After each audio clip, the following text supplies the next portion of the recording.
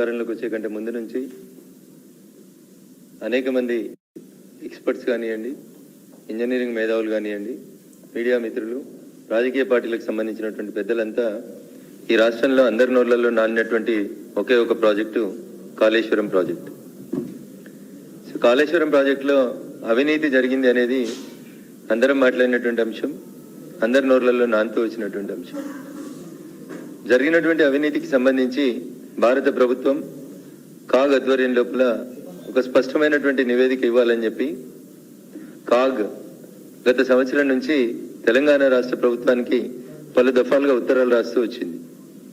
మార్చి 2023లో చివరిసారిగా కాగ్ నుంచి తెలంగాణ రాష్ట్ర ఇరిగేషన్ శాఖ ప్రత్యేక అధికారి governor doctor Rajat Kumar, special chief secretary to government irrigation and command area development department తెలంగాణకి మార్చి 2023 లోపల కాళేశ్వరం ప్రాజెక్టు మీద జరిగినటువంటి పూర్తి వివరాలతో కూడినటువంటి ఒక నివేదిక నియమని చెప్పి కంట్రోలర్ అండ్ ఆడిటర్ జనరల్ భారత ప్రభుత్వం నుంచి మార్చి 2023లో ఒక లేఖ వచ్చింది.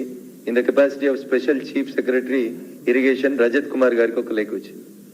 మార్చి 2023 నుంచి ఉద్దేశపూర్వకంగా ఈ లేఖకు సమాధానం ఇవ్వకుండా కంట్రోలర్ అండ్ ఆడిటర్ జనరల్ కి పూర్తి సమాచారం ఇచ్చినట్లయితే తమ బండారం మొత్తం బట్టబయలైతే అనేటువంటి ఒక దుర్మార్గమైనటువంటి ఆలోచనతోటి రాష్ట్ర ప్రభుత్వ పెద్దలు ఈ నివేదికను దొక్కిపెట్టిండ్రు. ఈ రాష్ట్రంలో ఇటీవలనే మీకు అందరికీ తెలుసు, ప్రభుత్వం మారింది, అధికారం మారింది. టీపీసీసీ ప్రెసిడెంట్ గా ఉన్నప్పుడు రేవంత్ రెడ్డి గారు అమిత్ షా గారికి, భారత ప్రభుత్వానికి పలు దఫాలుగా విజ్ఞప్తులు చేసిండ్రు. ఏమని? కాళేశ్వరం మీద విచారణ సిబిఐ చేత చేపిస్తే బాగుంటుంది, ఎందుకంటే దీని లోపల అనేక సంస్థలు ఇన్వాల్వ్ అయినాయి. పవర్ ఫైనాన్స్ కార్పొరేషన్ లిమిటెడ్ సంస్థ, నాబార్డు, బ్యాంకుల consortium which is headed by Vijaya bank, ఇట్లా రకరకాలైనటువంటి బ్యాంకులు, సంస్థలు, సర్వే ఏజెన్సీలు అయినటువంటి వాప్కోస్, మోటార్లు సప్లై చేసినటువంటి బిహెచ్ఎల్ లాంటి ప్రభుత్వ రంగ సంస్థలు చాలా ఇన్వాల్వ్ అయి ఉన్నాయి. ఇది ఒక పెద్ద స్థాయి లోపల జరిగినటువంటి కుంభకోణం.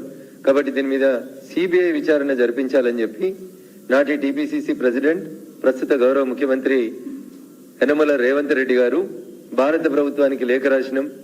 అమిత్ షా గారు చర్య తీసుకుంటలేరు, మోడీ గారు చర్య తీసుకుంటలేరు, కాబట్టి బీజేపీ బీఆర్ఎస్ ఒకటి అని చెప్పి ఎన్నికలప్పుడు బాగా ప్రచారం చేసి ఒక పర్సెప్షన్ డెవలప్ చేసి అధికారంలోకి వచ్చిర్రు మిత్రులు రేవంత్ రెడ్డి గారు.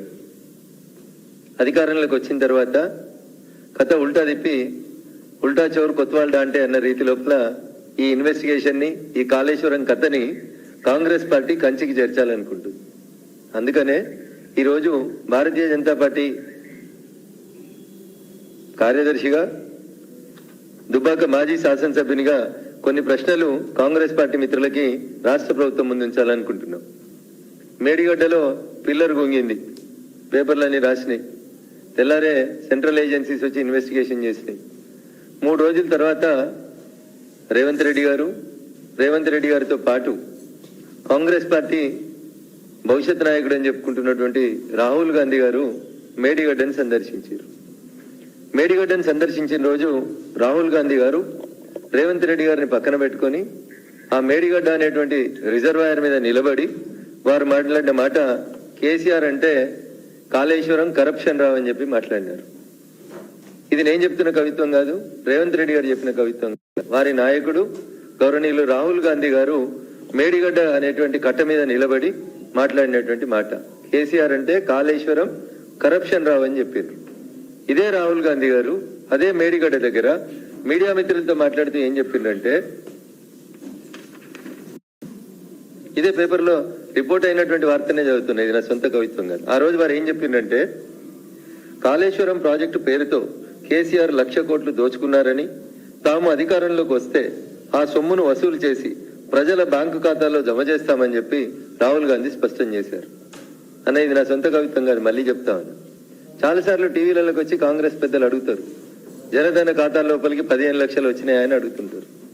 నాకు తెలియదు మరి, మేము అన్నట్టు ఇక్కడ లేదు. అది మోడీ గారు అన్నట్టు ఒక వీడియో, ఒక ఆడియో చూపెట్టమని నేనైతే ఒక 50 సార్లు అడిగిన, అన్ని టీవీ ఛానల్ చర్చలలో అడిగిన, ఏడు రాలేదు. కానీ ఇది మొన్న అన్న, 4 రోజుల కిందట మేడిగడ్డ గొంగినప్పుడు ఫోటోలు కూడా రాహుల్ గాంధీ గారు రేవంత్ రెడ్డి ఇద్దరే కనబడతారు, వేరే వాళ్ళు కనబడరు మీకు ఆ కట్ట మీద. ఇది రాహుల్ గాంధీ గారు, ఇది రేవంత్ రెడ్డి గారు. రేవంత్ రెడ్డి గారు స్వయాన చూపిస్తున్నారు, రాహుల్ గాంధీ గారు స్టేట్మెంట్ చెప్పినారు. ఏమని?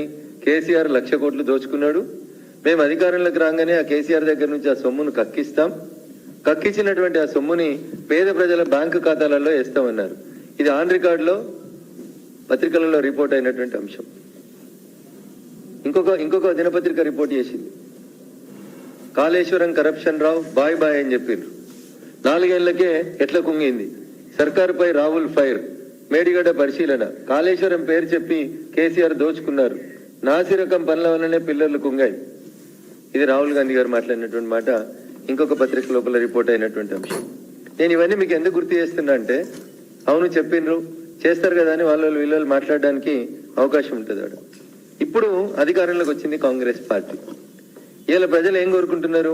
కాళేశ్వరం ప్రాజెక్టు మీద విచారణ జరగాలి, తిన్నటువంటి పైసల్ని కక్కియాలి, పేద ప్రజలకి భారంగా మారినటువంటి కాళేశ్వరం ప్రాజెక్టు విషయం లోపల సిబిఐ విచారణ జరగాలని తెలంగాణ సమాజం అంతా కోరుకుంటుంది. సిబిఐ విచారణ జరపడానికి 3 మార్గాలు కనబడతాయి. జనరల్ గా ప్రజల ముందు ఉన్నటువంటి మార్గాలు 3. 1, కోర్టును ఆశ్రయించి సిబిఐ విచారణ అడగడం.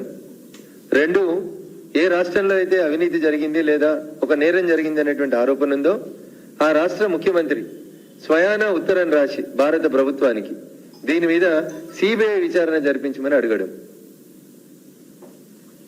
లేదా సుప్రీంకోర్టు ఇన్వాల్వ్ అయి సుప్రీంకోర్టు ఉత్తర్వులు ఇచ్చి సిబిఐ విచారణకు ఆదేశించడం. ఇవి ఈ దేశంలో ఉన్నటువంటి సిబిఐ విచారణకు ఆదేశించినటువంటి సందర్భాలు. నేను ఇలా కాంగ్రెస్ పార్టీ టీపీసీసీ ప్రెసిడెంట్ గా కాళేశ్వరం అంటే వాళ్ళకి ఏటీఎం అని చెప్పి రాహుల్ గాంధీ దగ్గర నుంచి రేవంత్ రెడ్డి గారి దాకా మాట్లాడిండ్రు కదా.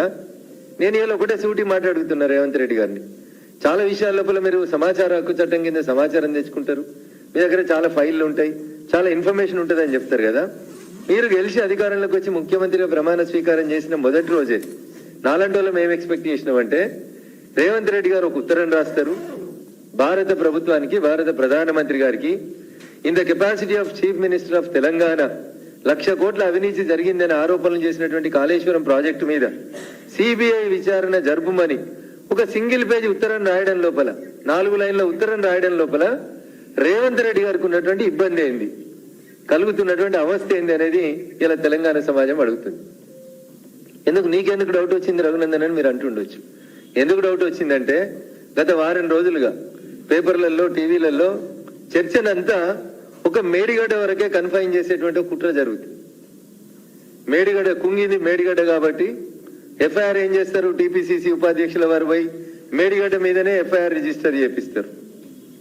దాని మీదనే ఆ ఎఫ్ఐఆర్ ని సిబిఐకి ఇవ్వమని హైకోర్టులో వాళ్ళే పిటిషన్ వేస్తారు. అంటే వాట్ ఈస్ ద